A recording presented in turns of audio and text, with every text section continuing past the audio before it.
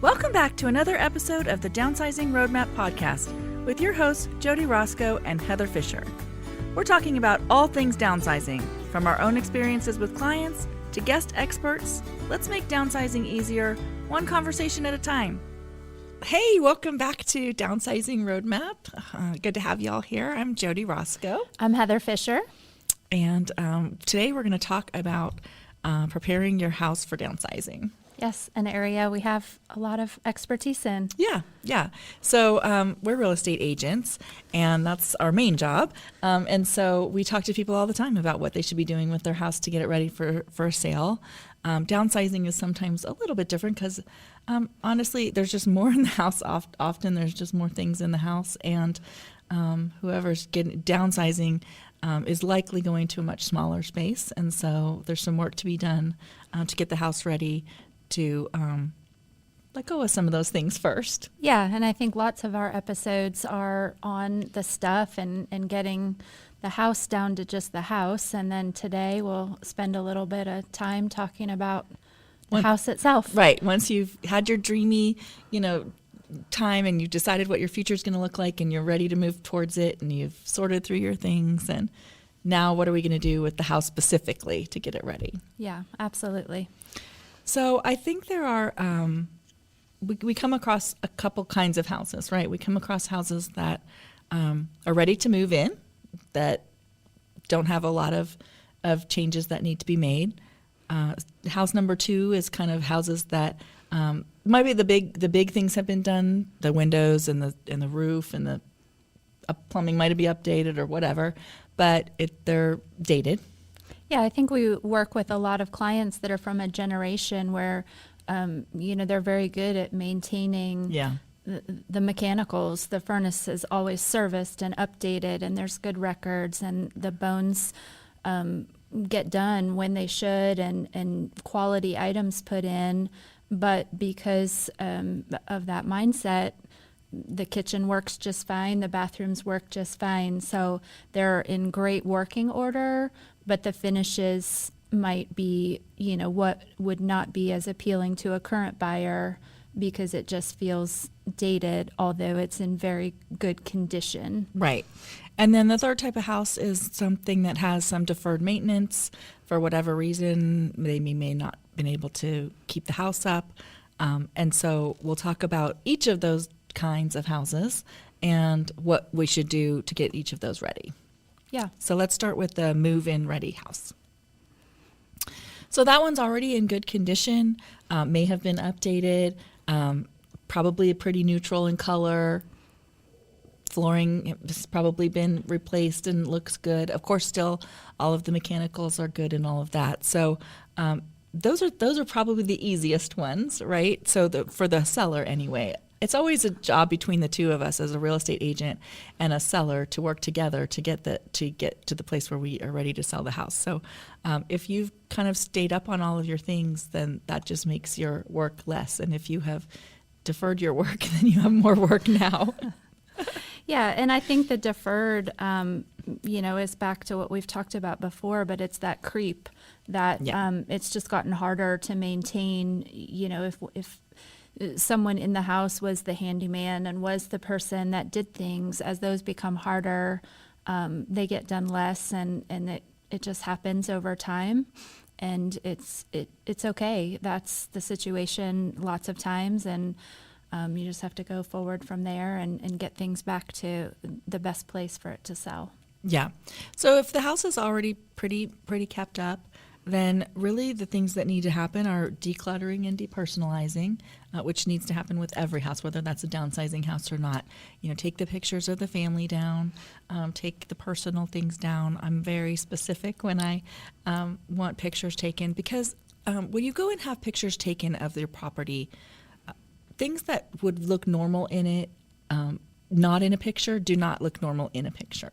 So even if you would normally have soap on your counter in your kitchen or in your bathroom, and you can have that for the showings and you can put it back, for pictures, it's like a focal point because you're just looking, that's the only thing to look at on the counter. It's so you just typically a random color or, even something decorative that's just a very bold choice or too much, that's what takes people's attention, and they're not looking at the house itself. So we definitely feel for photos, less is more, clean, empty surfaces. Yeah, take everything off all of the surfaces, and even like if in the family room there's bright throw pillows that might be fun in a picture, those might be just really stick out in a way that doesn't look good. It just kind of looks like a just distracting. giant distraction.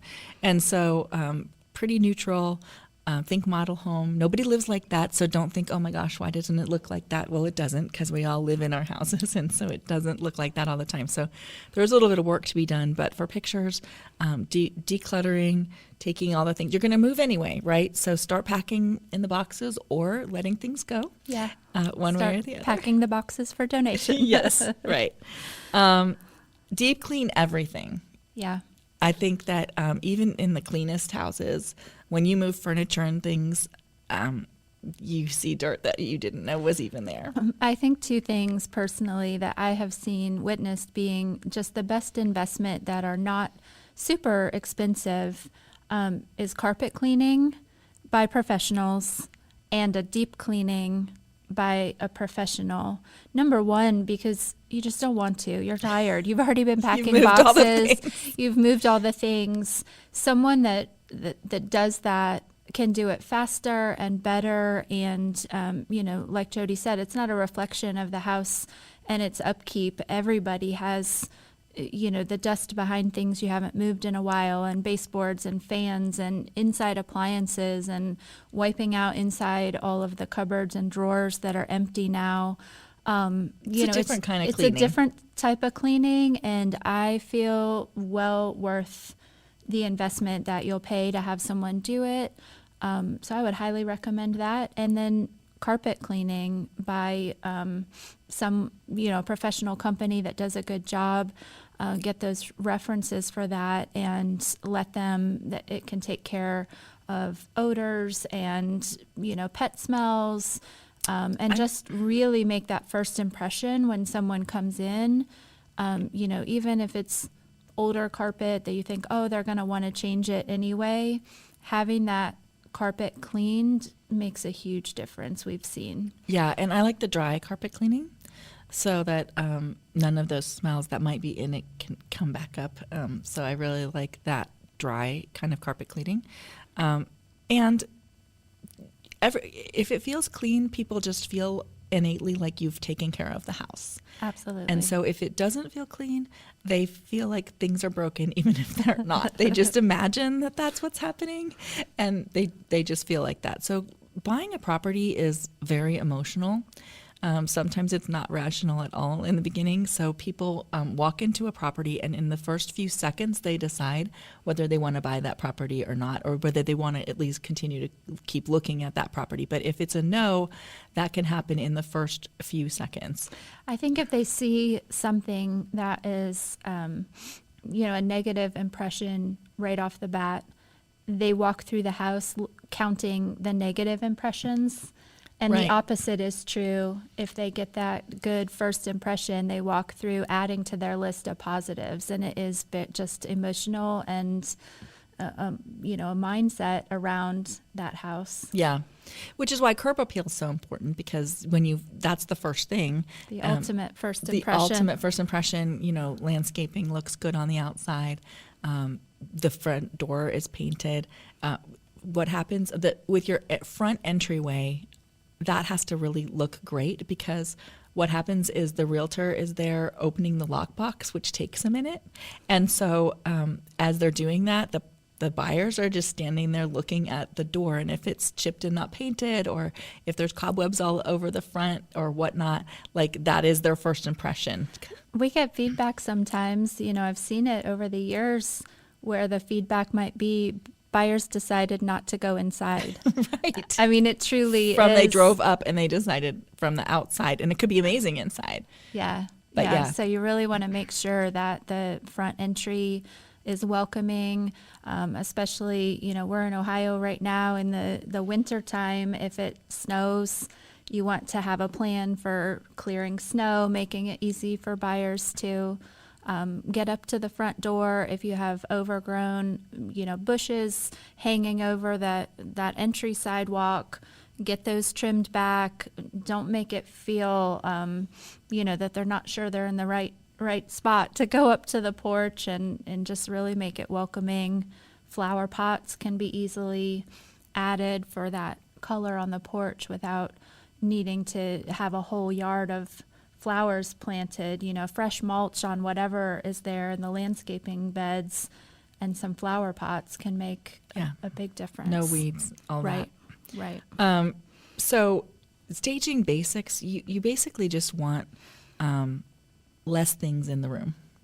If there's little things that are sitting around, all those need to go. Like in a bedroom, if you have, little there's people just have things, little boxes of things, or, laundry baskets and all of the extra things. You basically just want the bed and a couple nightstands and the dresser, or whatever that is, just the very basic things with nothing else sitting around in all of the rooms, because what you're trying to do is sell space. And so the less things, the bigger the space looks. I think too, the function of the room should be apparent, and if it's a guest bedroom, but it also appears to be storage, then a buyer's thought is there's not enough storage, right? And they're not thinking, oh, this person has too much stuff. They're just thinking the house doesn't have enough storage. Correct. And if you're multi-purposing too much, they'll notice that the function of the room isn't defined, and so they won't be able to define that for themselves. Right. People aren't very imaginative. This is true. They aren't very imaginative. So you kind of want every room to have a function, even if the function is, it's a playroom or it's an office or whatever that is. It needs to have like a specific function when you're doing staging so that they can understand it. Yeah. Otherwise, they walk in and be like, what is this room? I've had people say, what is this room? It's a bedroom. Just doesn't have a bed in multi-purpose it. room. Is that what they called it in elementary school? Yes, it's a flex room. I think that's a current. Yeah. So any kind of minor cosmetic issues, you want to kind of update those, touch up paint. Careful with the touch up paint. We've had so many people have the color that they think it is, and it isn't, or it's faded a little bit, and they try to touch it up in just little spots, and it just looks like little polka dots on the wall. But if you're painting and if you need to paint a wall and you don't want to paint the whole room, but one wall has really seen something's happened. Damage, then paint from corner to corner. So you just want to paint from the ceiling to the floor and the corner to the corner. And if you do that, even if the paint color is a tiny bit different, you won't be able to tell because it'll just look like shadowing. Yeah, absolutely. The shadows will make that wall blend right in. And you want to make sure that all the light bulbs are working, and all of the lights, just all of the little maintenance things, those kind of things. I think too, your light bulbs being the same tone. Now there's so many light bulbs out there, and that it didn't used to be a thing, but warm lights versus cool lights and all of that, especially room to room, but your whole house actually would be ideal, whatever you're going with, consistent throughout the house, so that some lamps don't look yellow and some look blue, and the lights drive me crazy these days, to be honest with you. I can never remember what I got the last time, so I would like them all to match, but I need a note in my phone. I have 6 can lights in my kitchen, and so if one of them goes out, I end up having to change them all, because then whatever new one you put in doesn't look the same as all the other ones, even if you think it was. Yeah, it's a problem for sure. It is. For sure. So basically, if your house is already pretty much put together, that's it. You just kind of declutter it and make sure it's really clean, and fix any little things that you think might just distract somebody. But it's a pretty simple process for that. Yeah. If you have a property that has all of the major things are good, but it's a little bit dated, I always get the questions, should we be updating this bathroom? Should we be updating the kitchen? And it really is a case-by-case thing, but I would say most of the time that answer is no. Because what we want is if you're going to put money into the property, you want to make sure that you're going to get all of that money back out, plus some. because you're going to manage a project. You're going to have to be doing work around it. You're going to have people in your house, all the things. So if you don't get as much or more money than you've spent, then just adjust the price and don't do it. Now, there are certain things, back to the home being an emotional buy, that you may want to do because they're going to look at it and go, ooh. And some of those things, like flooring is a big thing. I think carpeting, we have a great carpet company, and I think, if you have a realtor in another area, that they will have people that they can do that can give you some inexpensive carpeting that's going to look great. But if carpeting is really stained and the carpet cleaning isn't going to fix it, or if it's a really off the current color, like it's green or pink or, some kind of really off color, it may be worthwhile to have the flooring company come in and just replace the carpet, because that makes it feel fresh and new, and it is actually one of the things that you can get a good return on. Yeah, absolutely. I think painting to some neutral colors is that other thing that is fairly easy to do and fairly inexpensive, even if you're hiring someone to do it for you.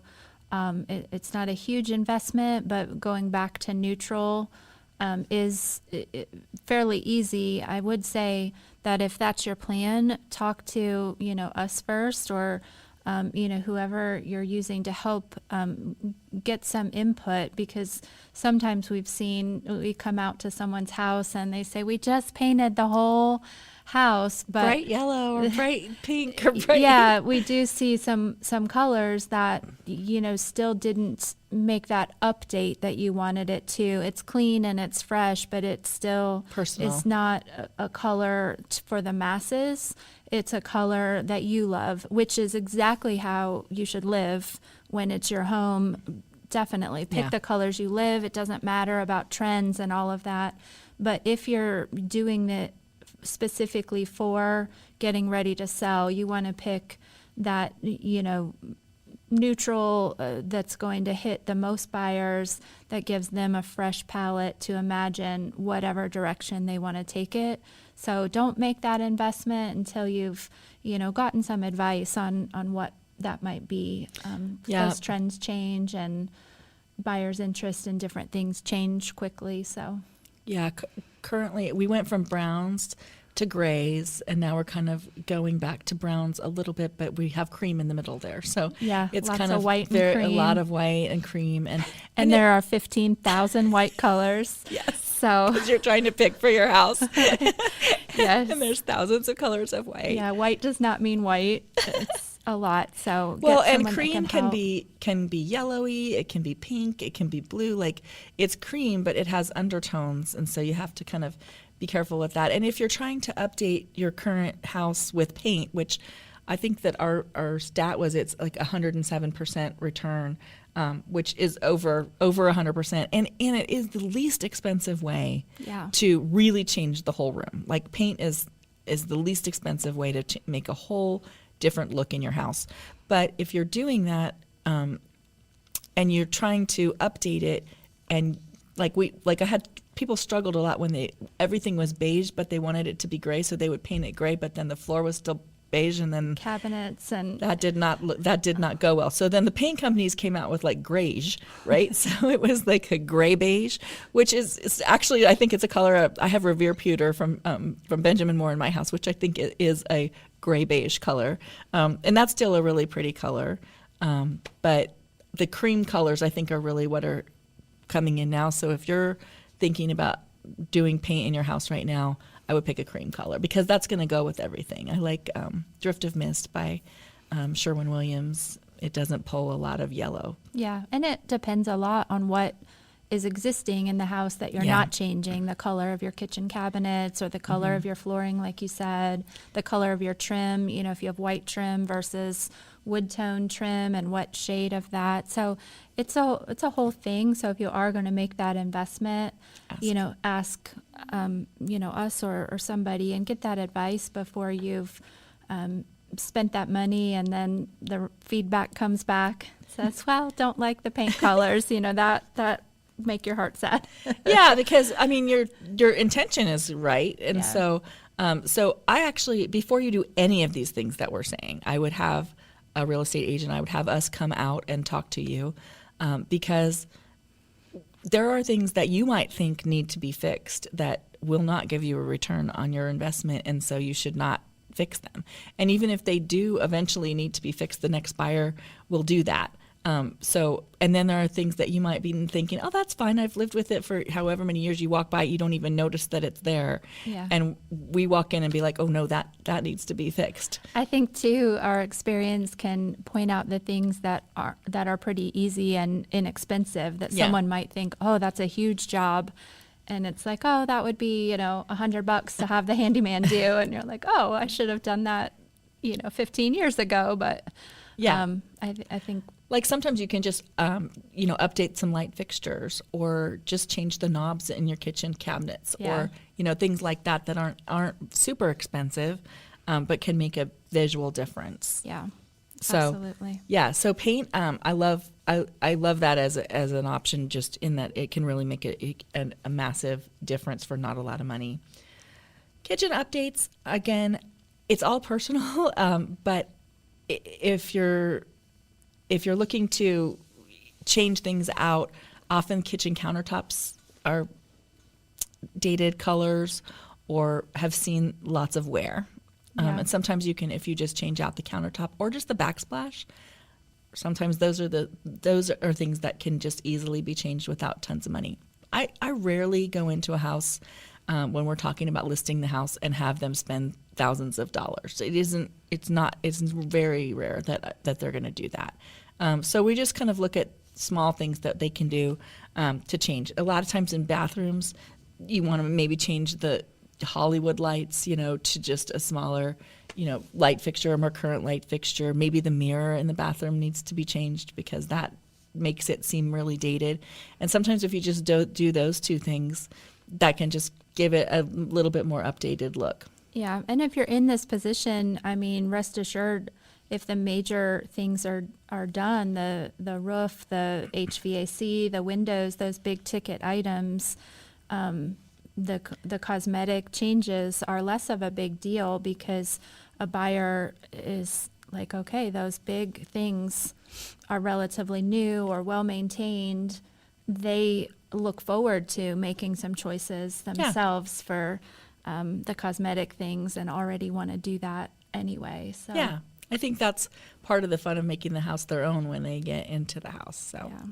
so bathroom updates, same thing. You might want to, if the faucet is looking a little tired, the towel racks, the mirrors, those kind of things, you can change those out. And the light fixture, those are the kind of things that make it really feel dated. Kitchens and bathrooms are kind of the number one things that people look at as far as the kitchen's the heart of the home, really, right? Yeah. And the bathrooms, the other thing about the bathrooms, you just want them to be really clean. Back to the whole cleaning thing, we kind of harp on that because no matter what the condition of the house is, I would say that even if you were selling a house as is, if you can at least get it as clean as it can be, Yeah. That is a number one thing that people just respond to emotionally is having it clean. So that means if in the bathrooms the caulking is looking a little bit dark or whatnot, so just peel that out and kind of recaulk the bathroom.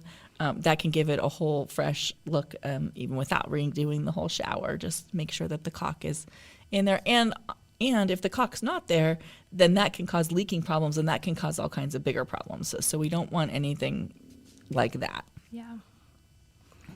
General repairs, anything that's leaking, anything that might be a hazard, those are the kind of things when we walk through a house, we take a look at and we say, oh my gosh, now that is something that we will have to do. Some things we'll say, oh, the buyer might not care about that. They might not notice, but they're going to care if anything's leaking. And if you're, making this plan a while out or just living in your home, anything with water leaking or whatever, minor things can snowball so quickly into a bigger problem. So always put that at the top of your priority list to get them professionally looked at and stop a small problem from becoming a big detriment to, your equity and your future sale price because you let it snowball.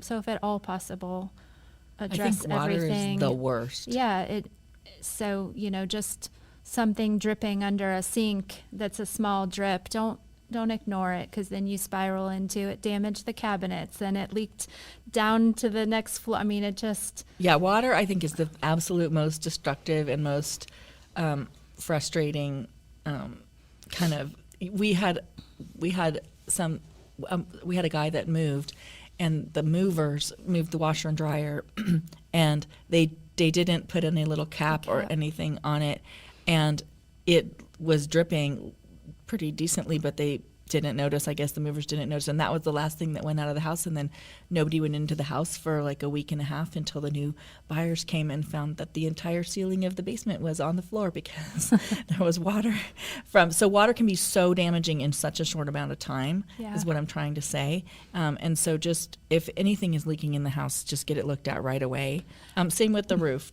I was going to say, especially if age or health is a factor, where you used to get up on the roof to clean out your gutters, once a year or every 6 months, or, that you made sure they were kept free of debris and leaves, and you're not able to do that anymore. Make sure that you're putting those things in place for someone else to do for you. And to make sure they get done, because getting your gutters clogged and then they're running over and, just causing huge problems because of that water that can't go where it's supposed to. So we certainly understand that things change and it's harder to do things, and you might not be physically able, but reach out for resources, ask family or friends, your kids to help, and just make sure that you're keeping track of those things still being done and serviced. Yeah. I think, too, people sometimes stop going upstairs or downstairs and stop looking at, so every once in a while do a sweep of the house and make sure that everything is okay. Using bathrooms that aren't being used routinely anymore. Turning the sinks on, turning the shower on. Flushing the toilets. Yes, for sure. And then any kind of cracked windows, peeling paint is a problem. So paint over that, but cracked windows, or if they've lost their seal and they're kind of cloudy, foggy in the middle, those kind of things need to be replaced. Make sure all your appliances work.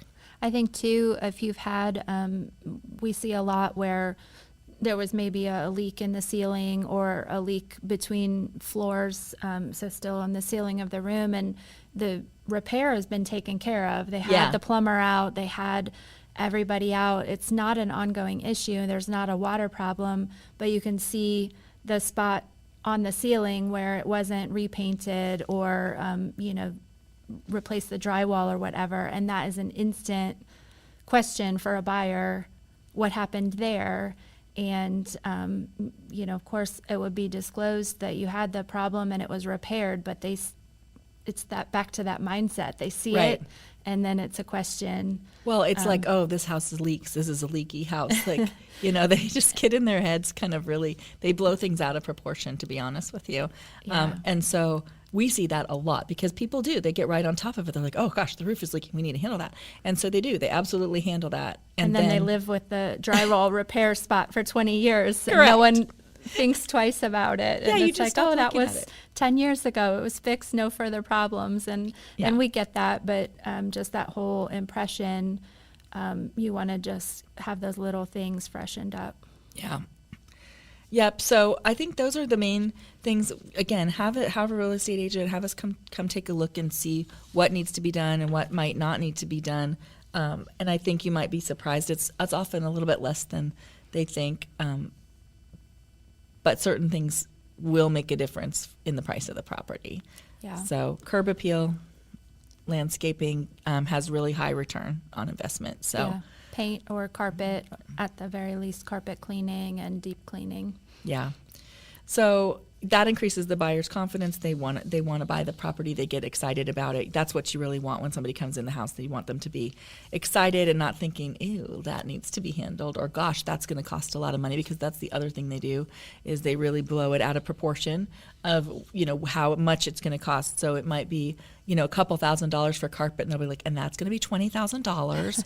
And, so they just get, and some people, they don't have they're putting all their money into buying their, house, and they don't have the money to upgrade right away. They might eventually, but, so certain things make a difference to them. So if you're in a place where there's been a lot of deferred maintenance on the house, which is often, we see that a lot too, especially if you've been in the house for a long time and it's just gotten out of control for you. And Too much.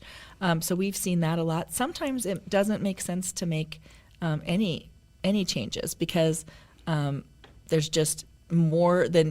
If you just do one or two, it's really just kind of a drop in the bucket. It's really not going to make that big of a difference. So then you're spending money that you're, again, not going to maybe get the full benefit of back.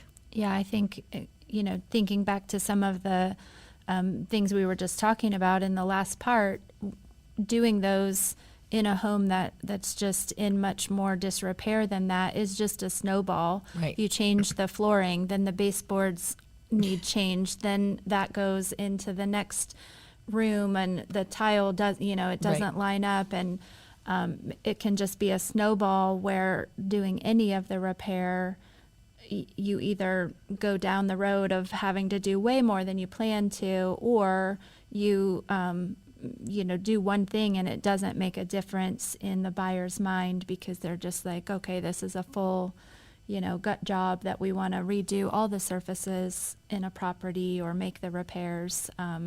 So always, if there's an active water repair or something that can be stopped from progressing, those you want to do just to maintain that the house doesn't get at worse. Its current condition, so it doesn't get worse. But going, maybe leave it to an investor to come in and redo it, and just factor that into the price. Yeah, and I think if you're deciding the pros and cons of selling a house as is, right? The pros are it's very fast. There's not a lot of work to be done. You can get that property sold on the market and sold really quickly. Really, the only things that I would say to be done is to empty the house. I would have the house emptied out and cleaned, a decent level of clean. So there's not, dirt on the windowsills or big piles of broom clean is what we broom would clean. say, Yeah, wiped down. It doesn't have to be deep cleaned, but I would definitely have it wiped down, because even that little bit of difference is gonna be a difference in the price. But if you're selling a property as is, you're just basically going to adjust the price for what you think the repairs might need to be, to get it back up to where the price would be if you had done the repairs.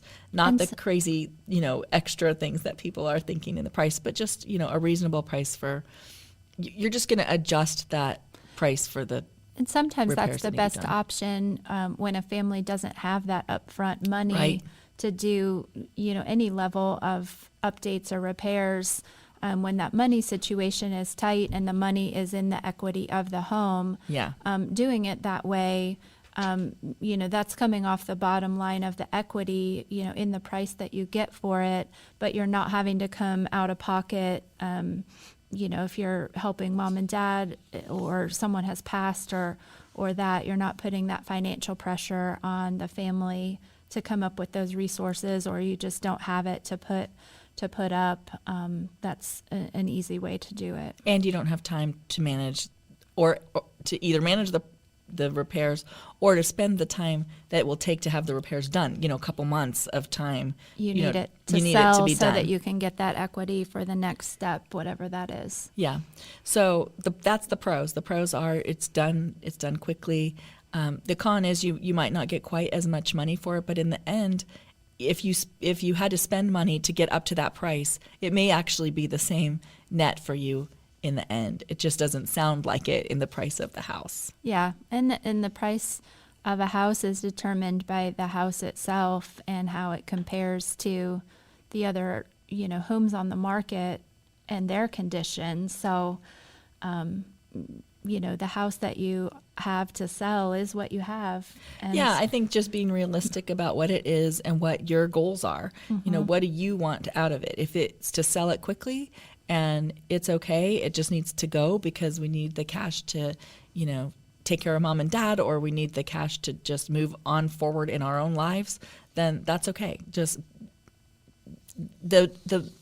usually what happens is that the deferred maintenance is the reason that the property is less, and you would have spent that if you hadn't deferred it. That money would have been spent anyways. Yeah, replacing the things that needed replaced, or right. doing the updates. So you're not really losing out, because if you had gotten to that place, you would have spent the money. Does that make sense? Absolutely. Yeah, absolutely. So, couple different ways that you can sell it as is. That's going to appeal to investors, people who are going to want to come in and flip the property, and sometimes it's people who want to just make it their own.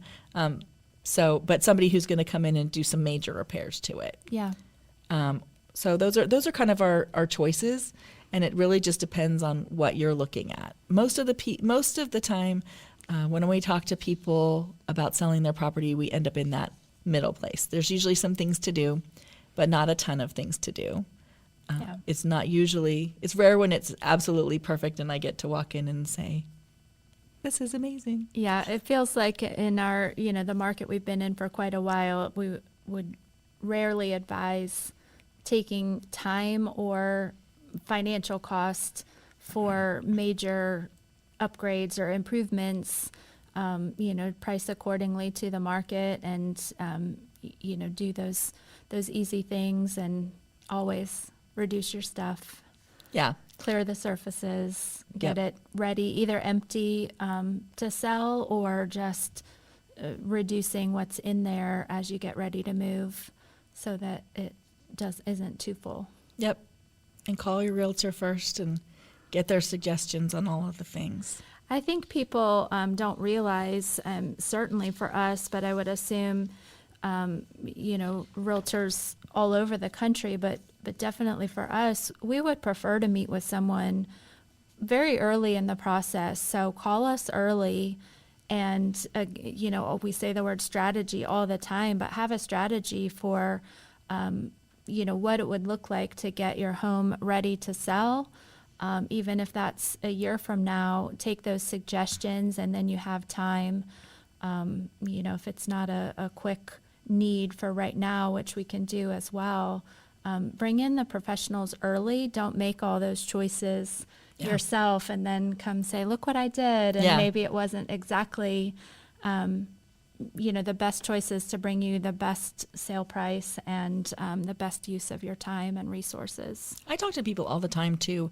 Even if they're not thinking about moving, they'll ask me, like, what do you think should I redo this bathroom, even if I'm going to sell in like 2 years or 3 years, or, what if I'm going to stay here for a while? Like, I genuinely think if you're going to stay somewhere for 5, minimum 10 years, then you should just do what you want to do. Make the bathroom look the way you want it to make, live in it, love it, move, do that. Make it yours. Make it yours. Yeah. We were in our 5-year house for 20 years because that's just what happens. It just rolls through, and, before you know it, life has gone by. Yeah. Yeah. And you had what you loved there. So for sure. Yeah. We did a lot of things to that house that were good for resale, but also that we got to enjoy. So yeah, never anything wrong with that. Did you have any other points on this topic before we conclude today? Yeah, I think that's basically it. Clean, clean, clean. Yeah. I'm always just clean. Yes. It's the easiest thing to do, or to have someone else do, and it can be done quickly. You can get scheduled and get a deep clean, and it makes such an impact. It really does. Yeah. That smell of clean house and that feeling of it, any level of house, that helps. Yep. So we do have a closing quote today. This one is from Theodore Roosevelt. So do what you can with what you have where you are. Right. So if it's an as-is house, that's okay. We're just going to sell it like that. Just keep, clean it out, clean it up a little bit and move on. if you have a little bit more time and a little bit more to spend, you can update it just a little bit. So do what you can with what you have. Awesome. Well, good conversation today. And next podcast, we are going to have a great guest who will be speaking about senior living and the different levels of care and the different options that are out there. So stay tuned, and we look forward to talking to you then. I'm telling you, senior living has changed so much. If you haven't looked at it, Heather and I spend a lot of time, going to different places and talking to people, and every time we're like, we could live here. I know. We were just at a beautiful place this morning, and they're beautiful places to live. Yeah. So I'm excited to talk about that and share that information with you guys. And so we will see you next time. All right. Thank you. Thanks for joining us on the Downsizing Roadmap podcast. If you found this episode helpful, be sure to subscribe, leave us a review, and share it with someone who might need a little downsizing inspiration. Have questions or ideas for future episodes? Reach out to us on our website, www.downsizingroadmap.com. Until next time, let's keep simplifying and moving forward.